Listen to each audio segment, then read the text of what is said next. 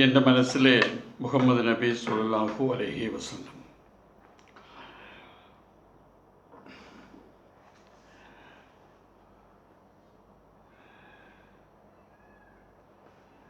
ബദറിലെ യുദ്ധം കഴിഞ്ഞിട്ടും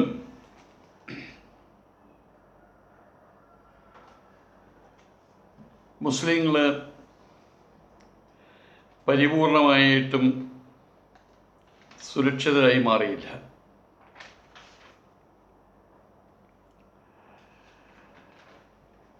മക്കയിലുണ്ടായ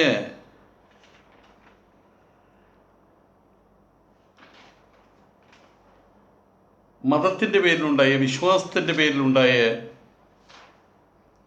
പ്രശ്നമാണ് വാസ്തവത്തിൽ ബദർ യുദ്ധമായിട്ട് കലാശിച്ചത്.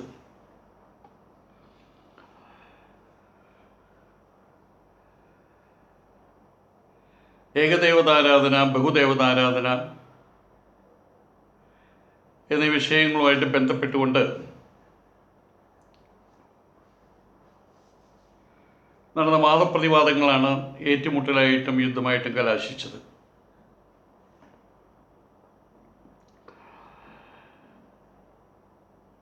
ബദർ യുദ്ധത്തിന് ശേഷം ഖുറൈശികളെ സംബന്ധിച്ചിടത്തോളം അവർക്കത് വലിയൊരു പരാജയമായിരുന്നു. അതുപോലെ പ്രവാചകനെയും അതുപോലെ മുസ്ലിങ്ങളെയും സംബന്ധിച്ചിടത്തോളം അവർക്കത് വലിയൊരു വിജയമായിരുന്നു. പക്ഷേ പിന്നീട് മദീനയിൽ ഉരുത്തിരിഞ്ഞ് ചില സംഭവ വികാസങ്ങൾ അവർക്ക് വീണ്ടും സമ്മാനിച്ചത് അശാന്തിയുടെ ദിവസങ്ങൾ തന്നെയായിരുന്നു. ബദർ യുദ്ധത്തിന് ശേഷവും സ്ഥിതിഗതികളൊന്നും ശാന്തമായില്ല എന്ന് സാരം.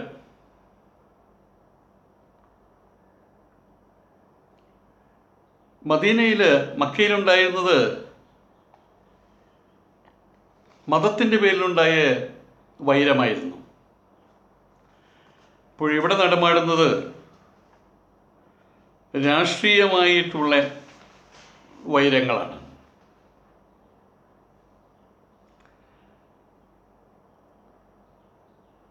ഇസ്ലാമിൻ്റെ വളർച്ച,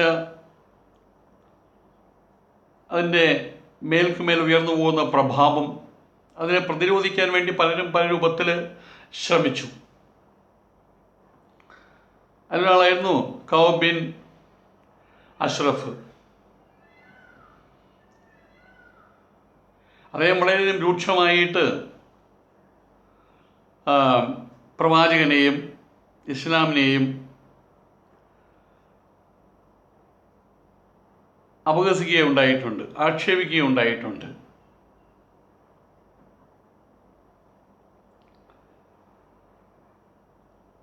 അദ്ദേഹത്തെ ഇനിയും ഈ രീതിയിൽ അദ്ദേഹത്തിന് മുന്നേറാനുള്ളൊരു സാഹചര്യം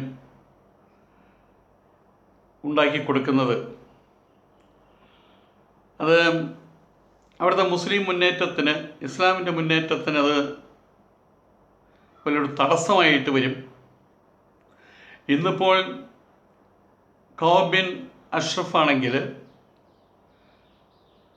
അദ്ദേഹത്തിൻ്റെ പ്രവർത്തനങ്ങൾ ഫലം കണ്ടു തുടങ്ങുകയാണെങ്കിൽ, അഥവാ അതിനെ തടയാൻ, അതിനെ പ്രതിരോധിക്കാൻ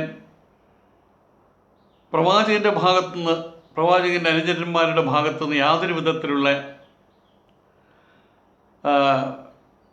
ശ്രമങ്ങളുമില്ല എന്ന് വരുന്ന സമയത്ത് ഇദ്ദേഹത്തെ അനുഗമിക്കാൻ ആളുകളുടെ എണ്ണം കൂടും. പിന്നീട് പ്രതിരോധിക്കാൻ പറ്റാതെ വരും.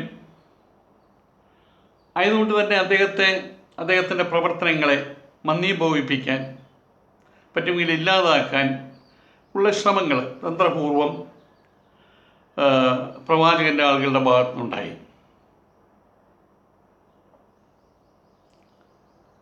ഒരു കൂട്ടം ആളുകൾ, മുസ്ലിങ്ങളുടെ ഒരു കൂട്ടം ആളുകൾ അദ്ദേഹത്തിനെ തന്ത്രപൂർവം അദ്ദേഹത്തിൻ്റെ പ്രവർത്തനങ്ങളെ അമർച്ച ചെയ്യാൻ വേണ്ടി കച്ചുകെട്ടി ഇറങ്ങുകയുണ്ടായി.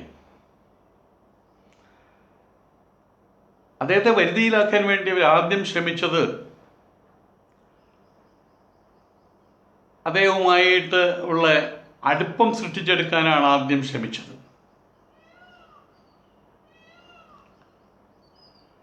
കഅബ് ബിൻ അഷ്റഫിനെ സംബന്ധിച്ചിടത്തോളം അദ്ദേഹം പ്രവാചകൻ്റെ ഒരു പ്രവൃത്തിയെയും അംഗീകരിച്ചിരുന്ന ഒരാളല്ല. കണ്ണടച്ച് അദ്ദേഹം പ്രവാചകനെ ശത്രുവായിട്ട് പരിഗണിച്ചുകൊണ്ടുള്ള അതായിരുന്നു അദ്ദേഹത്തിൻ്റെ രീതി ഇസ്ലാമിനെയും. ആയതുകൊണ്ട് തന്നെ അദ്ദേഹത്തെ വരുതിയിലാക്കാൻ ഒറ്റ മാർഗമേ ഉള്ളൂ. പ്രവാചകനുമായിട്ട് ബന്ധമുള്ള ആരും പ്രവാചകൻ്റെ രീതികൾ, ദർശനങ്ങൾ, അള്ളാഹുവിൻ്റെ കൽപ്പനകൾ ഇതിലേതെങ്കിലും രീതിയിൽ അനുസന്ധാനം ചെയ്യുന്ന ഒരാളുമായിട്ട് കഅബ് അടുക്കില്ല. ആയതുകൊണ്ട് തന്നെ യാതൊരു വിധത്തിലുള്ള സംശയത്തിനും ഇടകെടുക്കാത്ത രീതിയിൽ പെരുമാറിക്കൊണ്ട് ഞങ്ങൾ നിങ്ങളുടെ ശത്രുവായിട്ടുള്ള മുഹമ്മദ് നബിയുടെ ശത്രുക്കളാണ് ഞങ്ങളും, അതായത് നിങ്ങളുടെ മിത്രങ്ങളാണ്. നിങ്ങളുടെ ശത്രുവിൻ്റെ ശത്രുക്കളാണ് ഞങ്ങൾ നിങ്ങളുടെ മിത്രങ്ങളാണ്. അങ്ങനെ ഒരു സൂചന കൊടുക്കുന്ന രീതിയിലാണ് അവിടേക്ക് പുറപ്പെട്ട സംഘം പെരുമാറിയത്. അവർ വളരെയധികം ഇണക്കത്തിനാവുകയും ചെയ്തു. ഒരു ദിവസം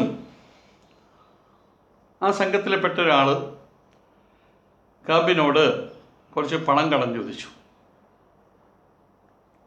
അത് തനിക്കും തൻ്റെ സുഹൃത്തുക്കൾക്കും വേണ്ടിയാണ് പണം കടമായിട്ട് ആവശ്യപ്പെട്ടത്. അതിൻ്റെ ഉറപ്പ് തിരിച്ചു കൊടുക്കുന്നുള്ള എനിക്ക് ഉറപ്പായിട്ട് തൻ്റെ അങ്കി പണയം വയ്ക്കാനും അദ്ദേഹം തയ്യാറായി. പിന്നീട് വന്നാൽ പണം കടം കൊടുക്കാമെന്നും അദ്ദേഹം സമ്മതിച്ചു.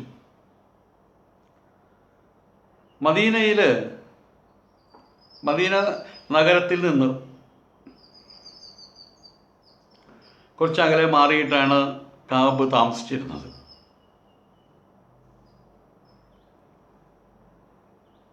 സംഘത്തിൽപ്പെട്ട ഒരാൾ അബൂ നായില ഒരു ദിവസം അദ്ദേഹത്തിൻ്റെ വീട്ടിൽ ചെന്നു. നേരം വളരെ ഇരുട്ടിയിട്ടാണ് വീട്ടിൽ ചെന്നത്. നമുക്ക് തമ്മിൽ ഒരുപാട് കാര്യങ്ങൾ സംസാരിക്കാനുണ്ട് എന്ന് പറഞ്ഞ് അദ്ദേഹത്തെ വീട്ടിൽ നിന്ന് പുറത്തേക്ക് വിളിപ്പിച്ചു. അദ്ദേഹത്തിൻ്റെ ഭാര്യ പറഞ്ഞു, ഈ അർദ്ധരാത്രിയിൽ എവിടേക്കാണ് പോകുന്നത്? അർദ്ധരാത്രിയിൽ എവിടേക്കും പോകേണ്ടതില്ല. എന്തെങ്കിലും സംസാരിക്കാനുണ്ടെങ്കിൽ നേരം വെളുത്തിട്ടാകാമല്ലോ.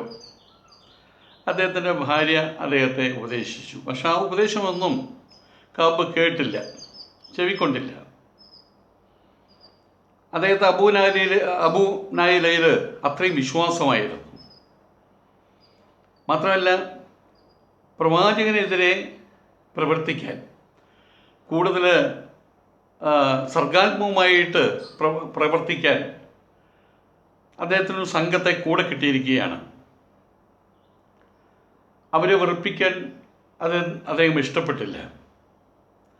മാത്രമല്ല, കൂടുതൽ ചർച്ചകൾ ചെയ്ത് പ്രവാചകൻ്റെ പ്രവർത്തനത്തിന് എങ്ങനെ പ്രതിരോധം തീർക്കാം അതിനുള്ള അവസരം കാത്തു കഴിയുകയായിരുന്നു കഅബ്. ആ ഒരു അവസരം കിട്ടിയ സമയത്ത് അത് കളയാൻ കഴിയില്ലല്ലോ. ആയതുകൊണ്ട് തന്നെ അബൂ നായിലയോടൊപ്പം അദ്ദേഹം വീട്ടിൽ നിന്ന് പുറത്തേക്ക് ഇറങ്ങി. അവർ കുറേയധികം സംസാരിച്ച് നടന്നു. കുറച്ച് കഴിഞ്ഞ സമയത്ത് അബൂ നായിലയുടെ കൂട്ടുകാരോട് ഒത്തുചേർന്നു. അവരെല്ലാവരും കൂടി സരസ സംഭാഷണം നടത്തി പ്രവാചകൻ്റെ ഇന്നത്തെ രീതികളെക്കുറിച്ച് വിമർശിച്ച്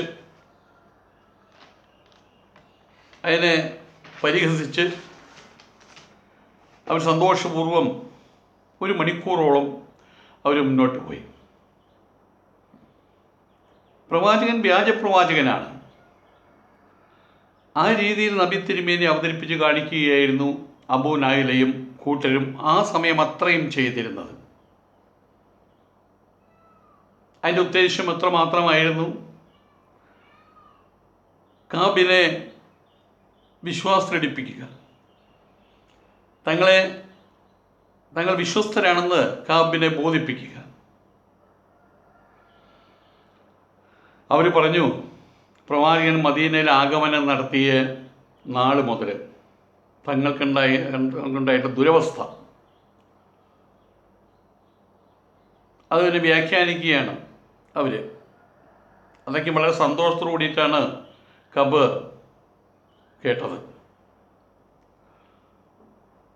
അബൂ നായിലയോടും സംഘത്തോടും കാബിന് വിശ്വാസം മാത്രമല്ല സ്നേഹവും കൂടി വരാൻ തുടങ്ങി. അങ്ങനെ മുന്നോട്ട് പോകുന്നതിനിടയിൽ അബൂ നായില കാബിൻ്റെ തലമുടിയിൽ തടവിക്കൊണ്ട് കൈ വാസനിച്ചിട്ട് പറഞ്ഞു, എന്തൊരു സുഗന്ധമാണത്! ഇത്രയും സുഗന്ധമായിട്ടുള്ളൊരു രാത്രി ഇങ്ങനെ സരസ സംഭാഷണവും നടത്തി സൗഹൃദം പങ്കിട്ടുകൊണ്ട് ഇങ്ങനെ രാത്രി മുമ്പ് ഒരിക്കലും എനിക്ക് ഉണ്ടായിട്ടില്ല, ഇങ്ങനൊരു അനുഭവവും എനിക്ക് ഉണ്ടായിട്ടില്ല.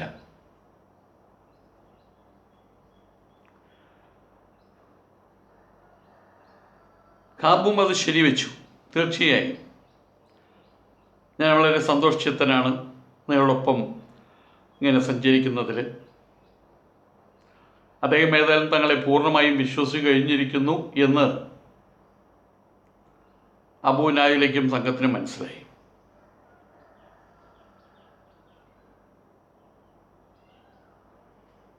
ഏതായാലും